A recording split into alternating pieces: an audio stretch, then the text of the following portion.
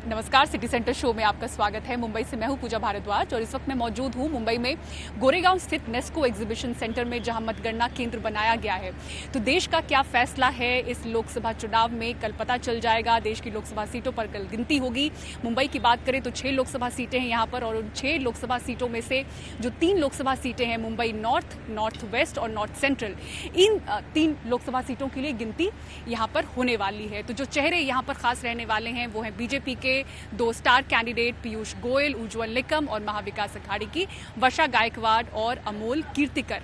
तो आपको बता दें, कुल 3 मतगणना केंद्र हैं मुंबई में बनाए गए हैं, गोरेगांव में, शिवड़ी में और विक्रोली में। और सबसे ज्यादा जो लोकसभा सीटों की वोटों की गिनती जहां पर होने वाली है वो मुंबई की यही नेस्को एग्जीबिशन सेंटर है, काउंटिंग सेंटर, जहां पर 3 लोकसभा सीटों की वोटों की गिनती होगी। बताया जा रहा है कि पीयूष गोयल और तमाम जो कैंडिडेट्स हैं इन 3 लोकसभा सीटों के जो चर्चा में बने हुए हैं वो यहाँ पर पहुंच भी सकते हैं। तो कल तस्वीरों में ये काउंटिंग सेंटर की तस्वीरें खास रहने वाली हैं। और आपको बता दें 500 से ज्यादा पुलिसकर्मी सुरक्षा में तैनात हैं, तस्वीरों में आप देख सकते हैं। और इसी के साथ ही जो ये पूरा इलाका है, जोगेश्वरी से लेके दहिसर तक का, यहाँ पर जो हेवी व्हीकल्स हैं उनके मूवमेंट को भी कल रिस्ट्रिक्ट किया गया है। तो सुबह 5 बजे से लेकर शाम के 6 बजे तक जो हेवी गाड़ियां हैं, बस ट्रक जैसी, उनको यहाँ पर इजाज़त नहीं मिलेगी इस इलाके में, क्योंकि वीआईपी मूवमेंट रहने वाली है। तमाम जो कैंडिडेट्स हैं वो यहाँ पर पहुँच सकते हैं। मीडिया की गाड़ियाँ जो हैं सर्विस रोड पर आगे वो बड़ी संख्या में इकट्ठा हो सकती है। इसको देखते हुए तमाम जो फैसले हैं सुरक्षा के तहत वो पुलिस द्वारा लिए गए। तो चलिए इसी जानकारी के साथ हम शो की शुरुआत कर रहे हैं और सबसे पहले खबर आपको दिखाते हैं पुणे से। पुणे हिट एंड रन मामले की बात करते हैं, जिसमें मुख्य और नाबालिग आरोपी ने यह माना है कि गाड़ी चलाते वक्त वो शराब के नशे में था और उस हादसे के दौरान क्या कुछ हुआ उसे याद नहीं। पारस धामा की रिपोर्ट देखिए। शनिवार को जुवेनाइल जस्टिस बोर्ड की मंजूरी के बाद पुणे क्राइम ब्रांच ने नाबालिग आरोपी और उसकी मां को आमने सामने बिठाकर उनसे 2 घंटे पूछताछ की। सूत्रों के मुताबिक नाबालिग आरोपी ने बताया कि ड्राइविंग के समय वो नशे में था, इसलिए वो कुछ याद नहीं कर पा रहा। हर सवाल के जवाब में उसने लगभग यही दोहराया। पुणे क्राइम ब्रांच के अधिकारियों ने नाबालिग से दुर्घटना से पहले की घटनाओं और रक्त के नमूने में हेरफेर के बारे में पूछताछ की, लेकिन बस यही जवाब मिला कि कुछ याद नहीं। हादसे के बाद पोर्श कंपनी ने कार से जुड़ी अपनी रिपोर्ट पुलिस को सौंप दी है। हादसे के बाद कार कंपनी के अधिकारी कार की जांच करने पुणे पहुंचे थे। रिपोर्ट के बाद ये बात भी सामने आई है कि कार में कोई भी खराबी नहीं थी। इस मामले में अभी तक आरोपी के परिवार से पैसा लेकर खून के नमूने बदलने के आरोप में सासुन अस्पताल के 2 डॉक्टर और एक कर्मचारी पहले ही पुलिस हिरासत में है। मां के अलावा नाबालिग आरोपी के पिता और दादा सलाखों के पीछे है, जबकि खुद आरोपी जेजे बोर्ड की सुरक्षा में है। 5 जून को नाबालिग की रिमांड भी खत्म हो रही है और नाबालिग के माता पिता की पुलिस कस्टडी भी। पुणे कल्याणी नगर कार हादसे मामले में हर रोज नए पहलू सामने आ रहे हैं। जैसे जैसे जांच का दायरा आगे बढ़ रहा है, नए खुलासे भी हो रहे हैं। अब सवाल ये है और देखना ये जरूरी होगा कि नाबालिग जांच में क्या क्या नए राज खोलता है और इस पूरे मामले में और कौन कौन लोग शामिल हैं। कैमरामैन महेश और संदेश के साथ पारस धामा, एनडीटीवी इंडिया। और अब आइए परेशान करने वाली एक तस्वीर आपको दिखाते हैं महाराष्ट्र के कोल्हापुर से, जहां एक तेज रफ्तार कार ने 5 से ज्यादा बाइक सवारों को टक्कर मारी। 3 लोगों की मौके पर ही मौत हो गई, 3 लोग गंभीर रूप से घायल हैं। इस हादसे की तस्वीरें सीसीटीवी कैमरे में कैद हो गई। एक चौराहे पर लोग जाते दिख रहे हैं, तभी पीछे से आ रही एक बेकाबू कार ने उन्हें टक्कर मार दी। टक्कर इतनी जोरदार थी कि बाइक सवार हवा में कई मीटर तक दूर जाकर गिरे। कार टक्कर मारते हुए आगे रेलिंग में जाकर टकराई और पलट गई। सूचना पर पुलिस पहुंची, शवों को कब्जे में लेकर पोस्टमार्टम के लिए भेज दिया गया। घायलों को इलाज के लिए नजदीकी अस्पताल में भर्ती कराया गया। और अब आइए बात करते हैं रेप के आरोपी प्रज्वल रेवन्ना की, जिनकी मां ने गिरफ्तारी से बचने के लिए अग्रिम जमानत की याचिका दायर की है। तो उसके पिता को हाईकोर्ट ने बुलाया है, क्योंकि एसआईटी ने अपील की है, याचिका डाली है जमानत को जब्त करने के लिए उसके पिता की, क्योंकि अगर वो बाहर रहे तो रेप जो पीड़िता हैं वो डरेंगी और अपना बयान देने से घबराएंगी। निहाल किदवई की रिपोर्ट देखिए। प्रज्वल रेवन्ना की मां भवानी रेवन्ना पर अब गिरफ्तारी का खतरा मंडरा रहा है। वो एसआईटी के साथ सहयोग नहीं कर रही। यहां तक कि शनिवार को एसआईटी की टीम को घंटों इंतजार करवाने के बावजूद भवानी रेवन्ना हाजिर नहीं हुई।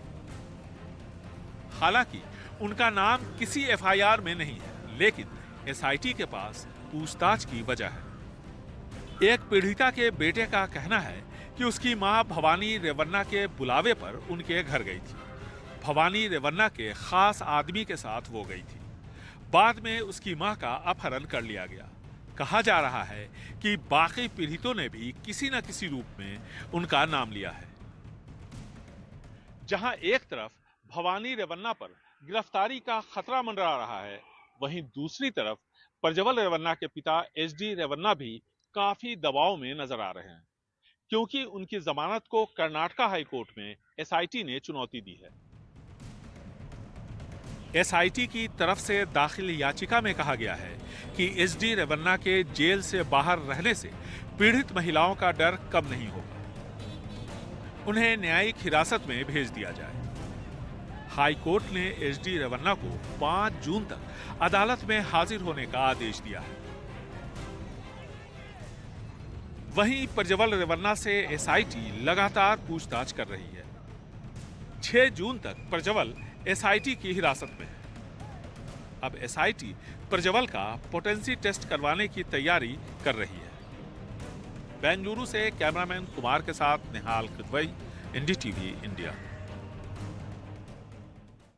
तो कल चुनावों के नतीजे आने हैं और उससे पहले शेयर बाजार ने जबरदस्त छलांग लगाई है, सारे रिकॉर्ड तोड़ दिए हैं।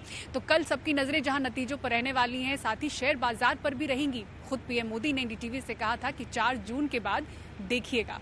देखिए रिपोर्ट।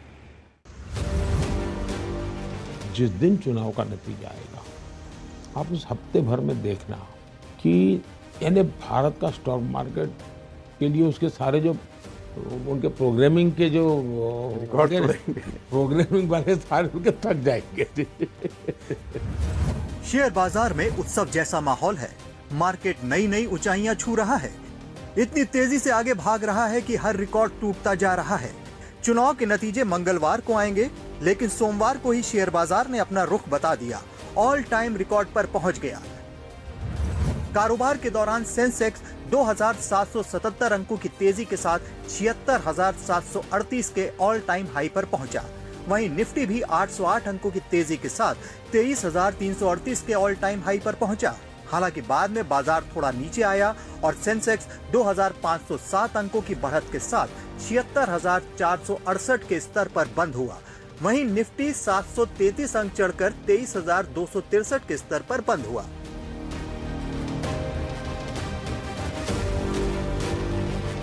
मार्केट में करीब करीब हर सेक्टर में तेजी देखी गई। बाजार ने अपना रिकॉर्ड लेवल छुआ तो इन्वेस्टर्स की वेल्थ भी खूब बढ़ी। शेयर बाजार में आई इस तेजी से कारोबार के दौरान निवेशकों की वेल्थ लगभग 12 लाख करोड़ रुपए बढ़ गई है। बीएसई का मार्केट कैप शुक्रवार को 4,12,12,881 करोड़ रुपए था, जो 3 जून को कारोबार के दौरान बढ़कर 4,23,71,233 करोड़ रुपए तक पहुंच गया। सिर्फ शेयर बाजार ही नहीं, रुपया भी डॉलर के मुकाबले मजबूत हुआ है। रुपया 32 पैसे मजबूत होकर 83.14 प्रति डॉलर पर बंद हुआ। माना जा रहा है कि एग्जिट पोल में मोदी सरकार की वापसी के संकेत मिलने से शेयर बाजार में पॉजिटिव मूड है। वैसे पीएम नरेंद्र मोदी ने खुद एनडीटीवी इंडिया को दिए गए एक्सक्लूसिव इंटरव्यू में कहा था कि 4 जून के बाद देखिएगा कि आजकल नए युवा भी इन्वेस्टमेंट में बहुत आ रहे हैं और मेरी अपनी राय यह है कि इस बार बाजार ने इलेक्शन का आउटकम पहले ही समझ करके बहुत तेजी से ऊपर का रुख कर लिया था। अभी थोड़ी बाजार में नर्वसनेस है कि मैंडेट कैसा आएगा, तो उस पर आप कुछ कमेंट करना चाहेंगे? जिस दिन चुनाव का नतीजा आएगा, आप उस हफ्ते भर में देखना कि यानी भारत का स्टॉक मार्केट के लिए उसके सारे जो उनके प्रोग्रामिंग के जो प्रोग्रामिंग वाले सारे उनके थक जाएंगे। गृह मंत्री अमित शाह भी दावा कर चुके हैं कि 4 तारीख को फिर मोदी सरकार आएगी और शेयर बाजार रफ्तार पकड़ेगा। 4 तारीख को नरेंद्र मोदी फिर से प्रधानमंत्री बनने जा रहे हैं।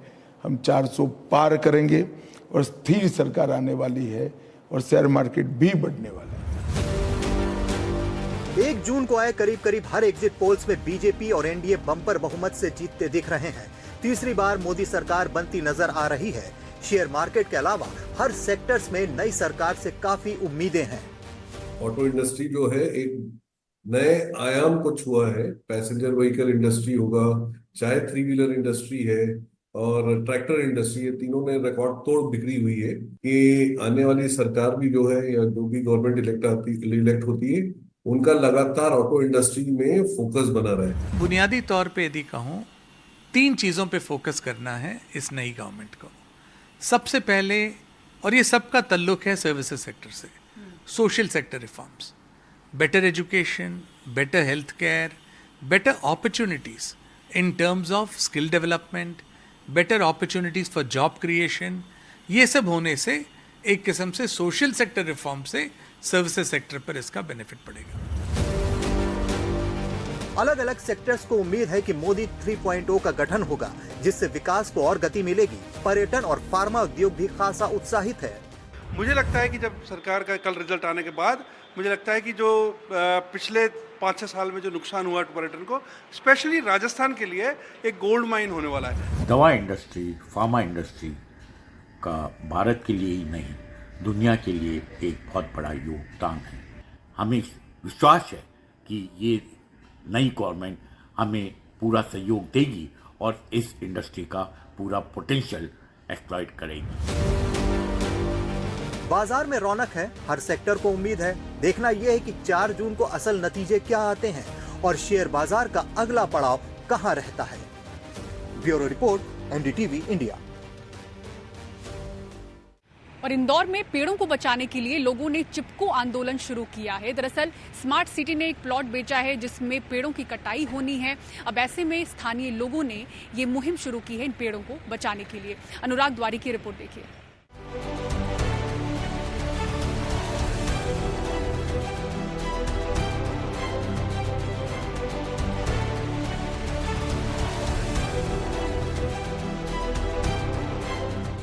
इंदौर में हरियाली की रखवाली के लिए इन पेड़ों को सूचीबद्ध किया जा रहा है। एक एक पेड़ पर उसका नंबर, पूरी जानकारी लिखी जा रही है। बाकायदा इसकी एक पासबुक भी बनाई गई है जिसमें यह हिसाब दर्ज रहेगा। एक भी पेड़ कटा तो इस पासबुक में वो लिखा जाएगा। स्थानीय लोगों का कहना है कि नगर निगम एक प्रोजेक्ट के लिए बिना प्लानिंग के कई पेड़ काट रहा है।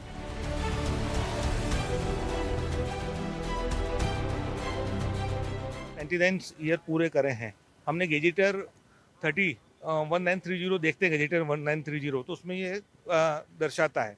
ये कम से कम 80 से 100 साल के वृक्ष हैं। और ये वृक्ष क्या हुआ था कि जब नया सिटी थी, आज आप पीछे देखेंगे तो एक मैदान टाइप का था, यहाँ पर एक टिगड्डा हुआ करता था, तो सब लोगों ने अपने घर के सामने वृक्ष लगाए कुल मिलाकर। तो ये वृक्ष लगाने वाले कौन है? स्वयं, मीन्स हमारे परिवार, हमारे पूर्वज। और आज ये 100 साल 80 साल के पेड़ हो गए हैं और प्रशासन इनको बड़ी निर्दयता के साथ काट रहा है।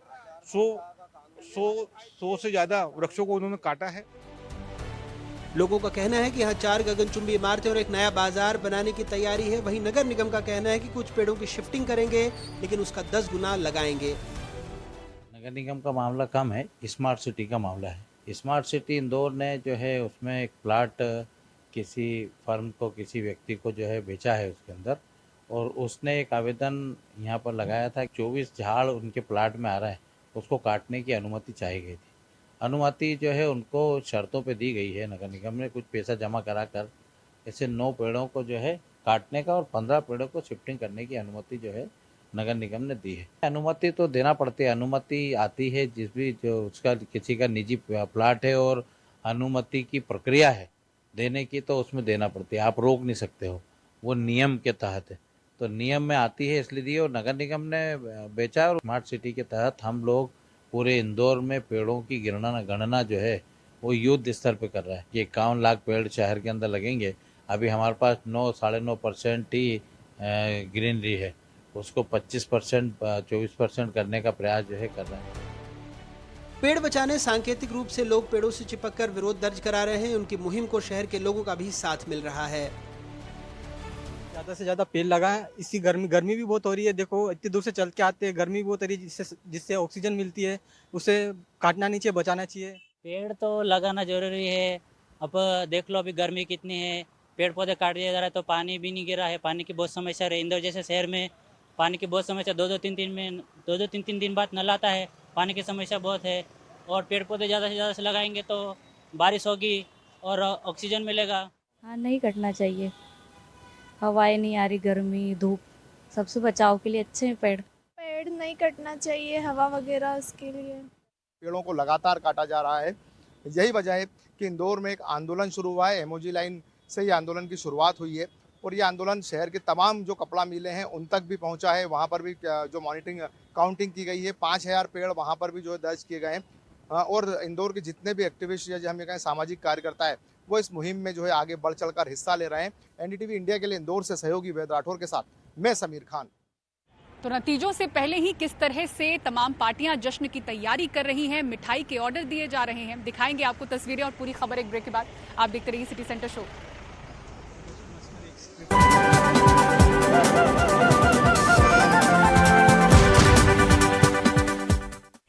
और एग्जिट पोल के बाद से ही पार्टियों के जश्न की तैयारियां शुरू हो गई हैं। तमाम पार्टियां मिठाइयों के ऑर्डर दे रही है। तो नतीजों के काउंटडाउन के साथ ही मिठाई वाले सबसे ज्यादा व्यस्त दिख रहे हैं। कोलकाता से लेकर मुंबई तक मिठाइयां तैयार हो रही हैं कल के लिए।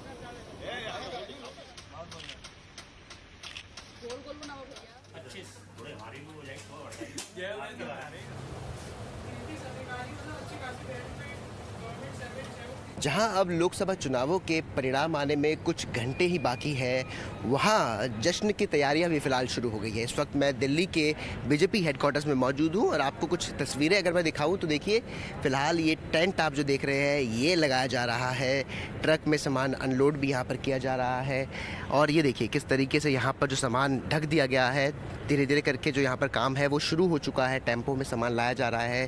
पंखे में आपको अगर दिखाऊं, आप देख सकते हैं यहाँ पर लाए गए हैं, क्योंकि आज जब रिज़ल्ट कल आ जाएगा उसके बाद यहाँ पर जो जश्न मनाया जाएगा उस सब जो सामान की ज़रूरत पड़ेगी, चाहे वो पंखे हो चाहे एसी हो, और उन सब चीज़ों को तमाम सामान मैं आपको फ़िलहाल यहाँ पर दिखा रहा हूँ। यहाँ पर टेंट फ़िलहाल लगा दिया गया है और ये सामान फ़िलहाल ज़रूर जश्न के जो बंदोबस्त किए जा रहे हैं उसके दिखाते हुए किया जाएगा।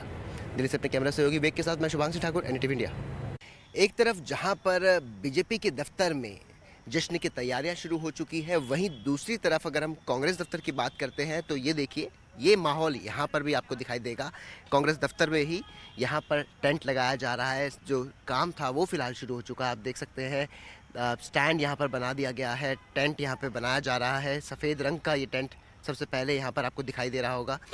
फ़िलहाल अगर हम बात एग्जिट पोल्स की करते हैं तो देखिए, एग्जिट पोल्स के मुताबिक फ़िलहाल इंडिया गठबंधन को ज़्यादा सीट नहीं मिल रही है, लेकिन जो तमाम बड़े चेहरे हैं इंडिया गठबंधन के, उनका ये कहना है कि एग्जिट पोल्स गलत साबित होंगे और इस बात का पता तभी साफ़ हो पाएगा जब चुनाव के परिणाम आ जाएंगे, और जिसमें फ़िलहाल अब कुछ ही घंटे बाकी हैं। और आप देख सकते हैं यहाँ पर भी बीजेपी ऑफिस की तरह जो जश्न का माहौल है वो बनाने के लिए फ़िलहाल टेंट लगाना शुरू हो गया है।